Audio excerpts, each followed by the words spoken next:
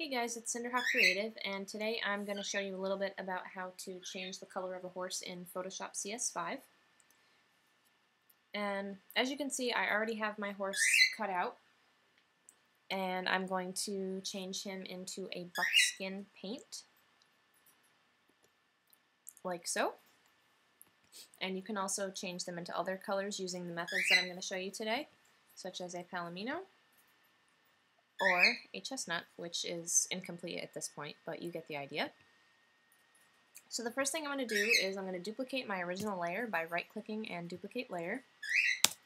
And that is just so that if I go outside of my undo RAM, I still have an original copy to work with, and I don't have to cut the image out if you've closed the other image again or anything like that. So what I'm going to do first is go up to Image Adjustments, and I'm going to go to Black and White.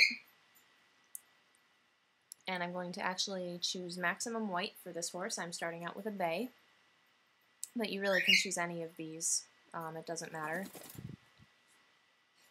And I'm going to hit OK. And I apologize for the birds yelling in the background. The next thing I'm going to do is go up to Image Adjustments again, and I'm going to go to Color Balance. And because it's going to be a buckskin, we're going to mess around with the yellows and the reds. So basically, you just drag it out, and it's going to look green at first, and then if you mess with the reds, you can kind of see that he's getting closer to being that brown that you need.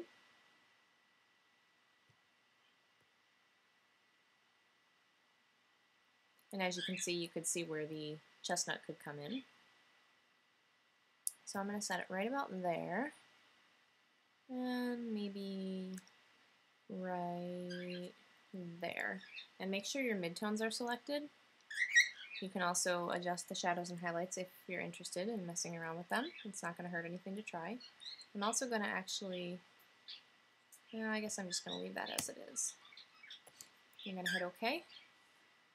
And then I'm going to go to Image Adjustments and play with my levels.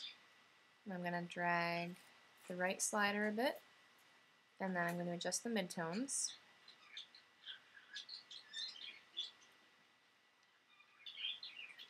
And don't focus too much on the fact that his face is kind of fading a bit, because you're going to fix that later. Then I'm going to hit OK. I'm going to now duplicate this layer so that I have a backup of this layer. Make the layer, one of the duplicates, transparent. Then I'm going to go to the eraser tool, and I'm going to make sure that I have about 150 pixel wide brush with a 0% hardness to make sure the edges are soft. And what you're going to do is just erase that colored layer so that the original coloring of the horse shows through. And in this case, it's acceptable for the buckskin to have a black nose, whereas in some breeds, such as a chestnut, it would not be, so that's something you would have to think about if you were trying to make it realistic. And in this case, this horse also has a halter, so you're going to want to be aware of that. And as you get up into the thinner areas of the blaze, you can actually adjust your brush size so that it's a little smaller. So I'm going to actually go down to 100 pixels. Whoops, that's 10. And I'm not going to worry too much about the fact that I'm going outside of the blaze a little bit, mostly because I'm just doing it so you guys can learn and see how I do it. Go down to 50.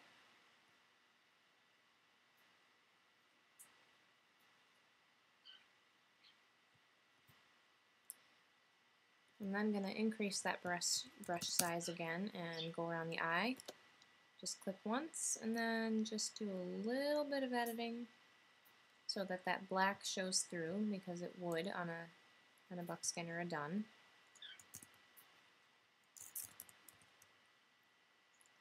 I'm then going to go down to about 75 pixels and erase the insides of the ears to make them darker.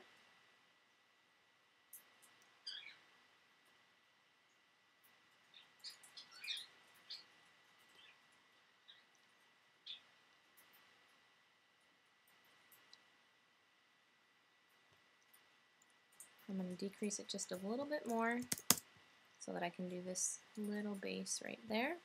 Then I'm going to work on the forelock. And all I'm doing here, guys, is just erasing, so it's not very difficult.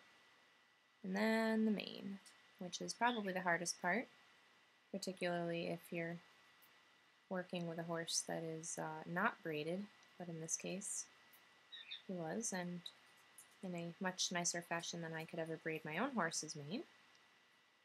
But my own horse has a mane that's about 1.5 feet long, which causes problems.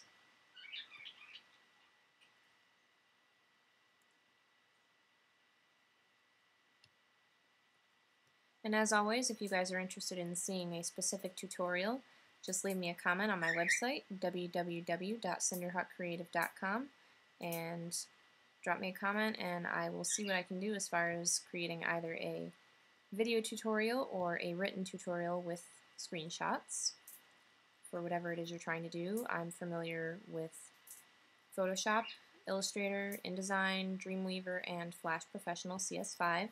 I've also worked with CS6 and am fairly comfortable with that. I'm a graphic design major. I have a bachelor's in graphic design from SUNY Cobleskill in upstate New York, so I know my stuff. I also operate my own business, which if you guys are on my website viewing this, you obviously can tell. Next thing I'm going to work on is the halter, because obviously you don't want the halter colorized. You want it, well actually you do want it colorized, you don't want it tinted buckskin.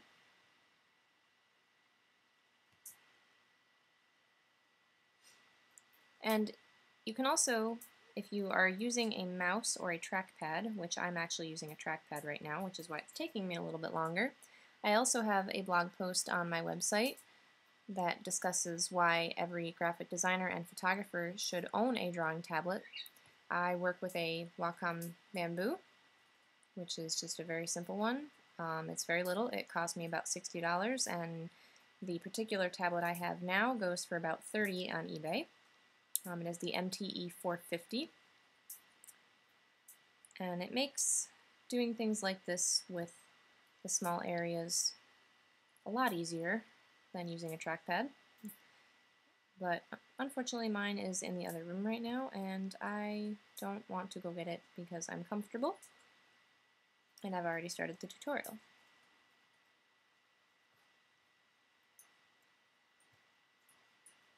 If you want to get really fancy and detailed, make sure that you're also taking care of the chain, because obviously you don't want the chain to be the same color as the horse.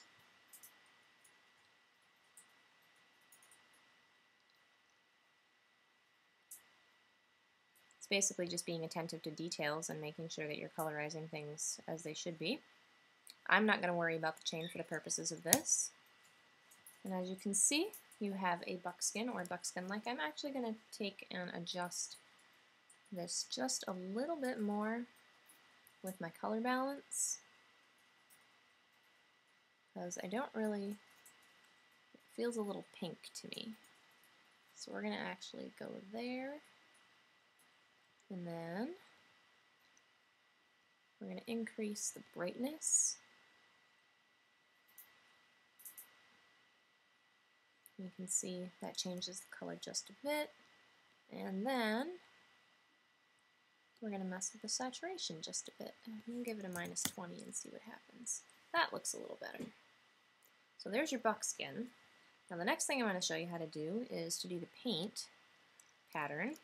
So you're going to make a new layer. I hit Command N. I'm working on a Mac. I have my keyboard shortcuts set up, but if you're working with a standard Essentials workspace, just right-click on the layer, New Layer. And I'm going to call it Paint Base.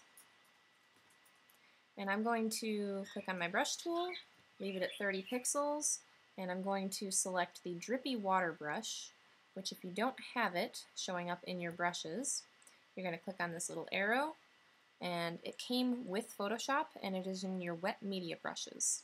It is the only 9-pixel brush there. And I'm going to bring it up to about 30 pixels, and you'll see why we use it for a paint. Oops. Make sure your opacity is at 100 to start, and you're going to select a color that's not white, but slightly off-white, because the white won't look realistic. Most horses that are white never stay white. I happen to have a white horse that was, for the majority of his life, covered in dirt. And you can see this brush basically adds those jagged edges that some paints have, and I think it looks more realistic than just a smooth coat. And don't worry about the fact that I've just gone outside the lines, because I'm going to show you how to take care of that too. Now I'm going to add another new layer, and we're going to call it Paint Fringe. You can name it whatever you want. I'm going to drag it below Paint Base. I'm going to keep the same size brush, the same type of brush, and I'm going to change my opacity to 50. You can do it a little lower if you like it better. And I'm going to just trace the outlines of the paint base layer. And this will give that fringing effect that you see on a lot of paints, particularly in black and white paints. And then when you're done, you're going to Command or Control click so that you have both of those layers selected. Make sure they're above your done layer, or buckskin. And you're going to right click, Create Clipping Mask, and as you can see, it keeps it right to the contours of your buckskin layer, and you now have a buckskin paint. You can also adjust the colors so that you would come up with a palomino. In the case of that one, we're going to erase these to help that look better. I think I have some other layers on. Well, anyway, you would have to play around with those. And I also have a chestnut that you can work with as well. And as I mentioned, this one is not complete yet. As always, if you guys have any questions or suggestions for additional tutorials, just drop me a comment on my website. And other than that, I will see you guys next time.